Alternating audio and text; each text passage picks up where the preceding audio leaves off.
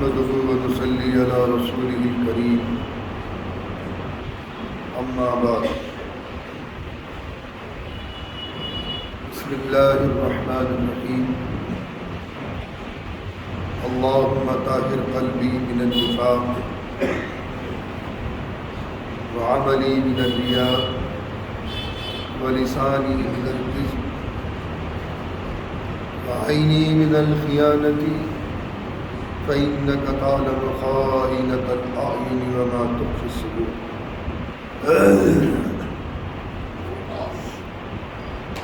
عزیزان گرامی، میرا شیڈیول بہت ٹائٹ ہے اور شب و روز کی میری پروگریس رپورٹ آپ کے سامنے موجود ہے، لیکن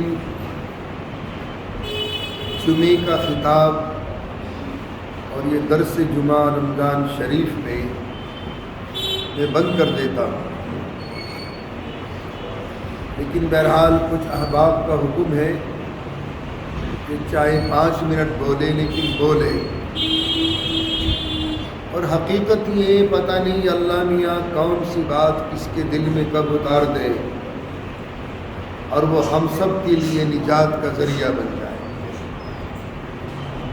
اس وقت ذہن میں 2 موضوع ہیں، ایک تو تعلق ہے ماڈرن سائنس سے، فاسٹنگ اینڈ ماڈرن سائنس، روزہ اور جدید سائنس۔ ایک موضوع ہے ذہن میں کہ دل کی کشتی الٹ گئی، پانی سستا ہے، اس کا تحفظ کیسا؟ پانی سستا ہے تو اس کا تحفظ کیسا؟ خون مہنگا ہے تو شہر میں بہتا کیوں؟ خون مہنگا ہے تو شہر میں بہتا کیوں؟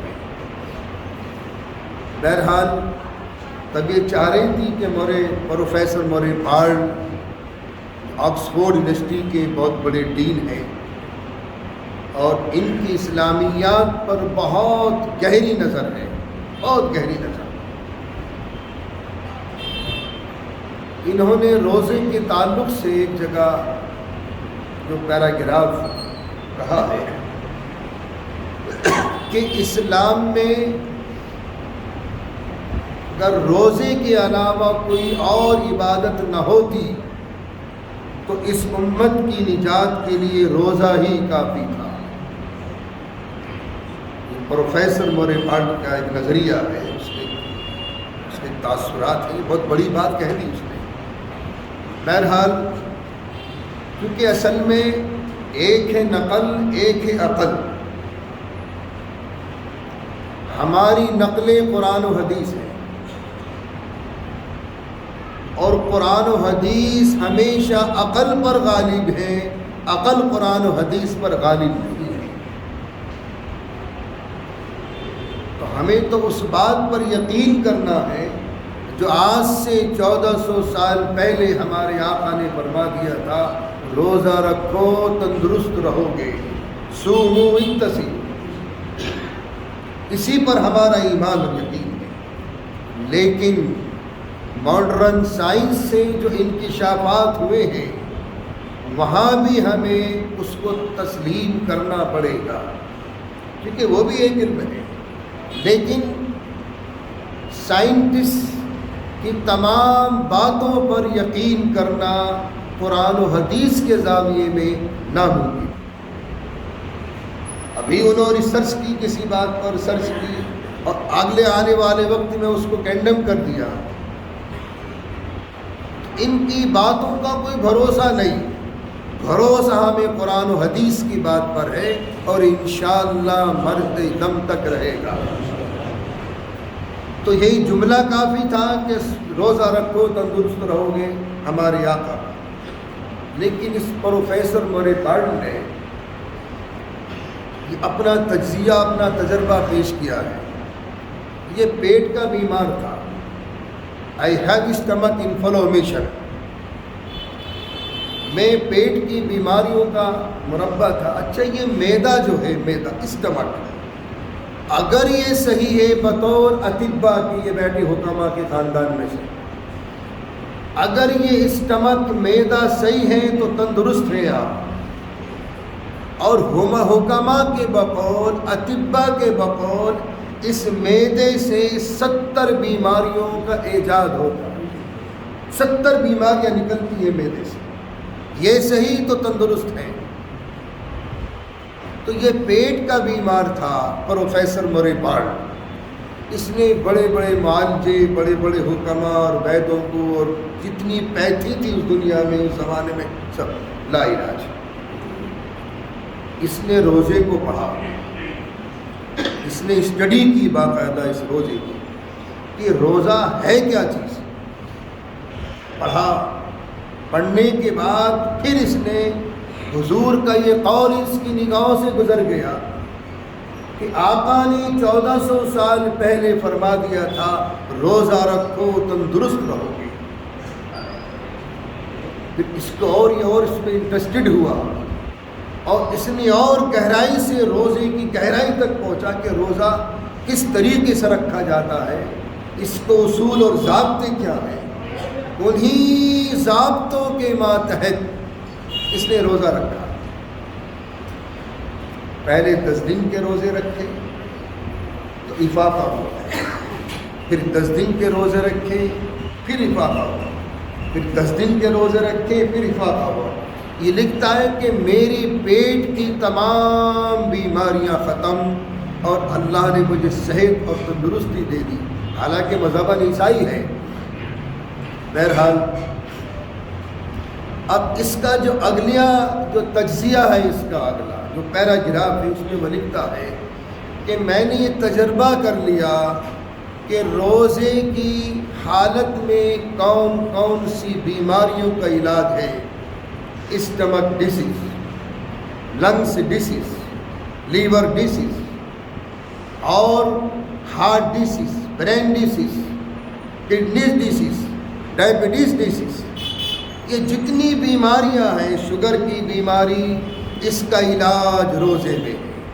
گردوں کی بیماریاں، اس کا علاج روزے میں ہے.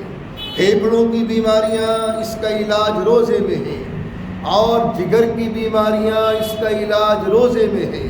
دل کی بیماریاں، اس کا علاج روزے میں ہے. دماغ کی بیماریاں، اس کا علاج روزے کے اندر ہے. یہ اوور ہالنگ ہوتی ہے سال بھر میں ہماری اندر کی مشینری کی اوور ہالنگ. یہ ہے اس روزے کا فلسفہ. آقا نے فرمایا تھا 1400 سال پہلے، روزہ رکھو تندرست رہو گے. آج کی ماڈرن سائنس نے اس فلسفے کے سامنے گھٹنے ٹیک دیے. یہ اس کی بیماریاں.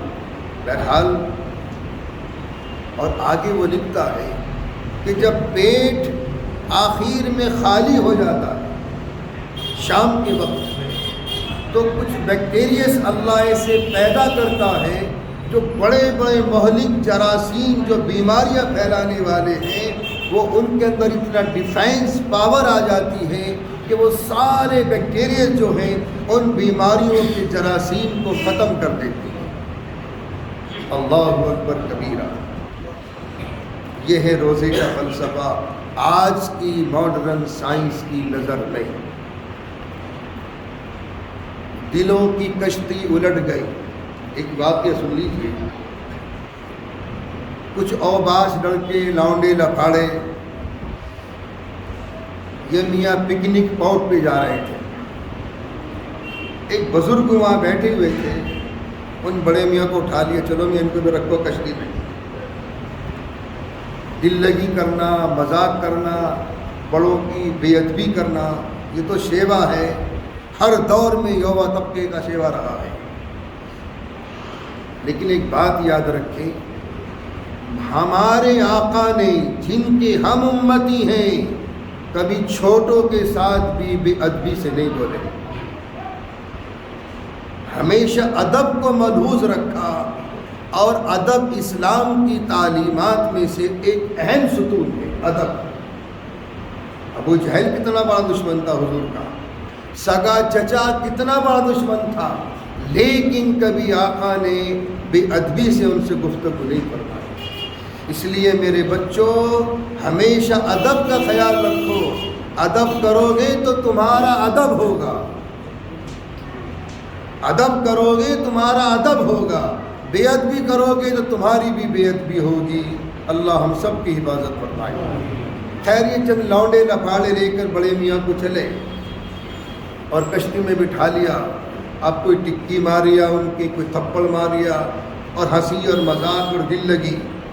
یہ بیٹھے علماء میرے مجمع میں، ایک حدیث قدسی ہے، جو میرے ولیوں کے ساتھ بدتمیزی کرے گا، میرے ولیوں کی شان میں گستاخی کرے گا، میری طرف سے ان کے لیے اعلان جنگ، اللہ کی طرف سے اعلان جنگ۔ خیر جب ان کی بدتمیزی حد سے آگے بڑھ گئی تو اللہ کو جوش آیا اور فرمایا میرے بندے تو دعا کر میں ان کی کشتی کو دریا میں پلٹ دوں اور سارے غرق ہو جائیں۔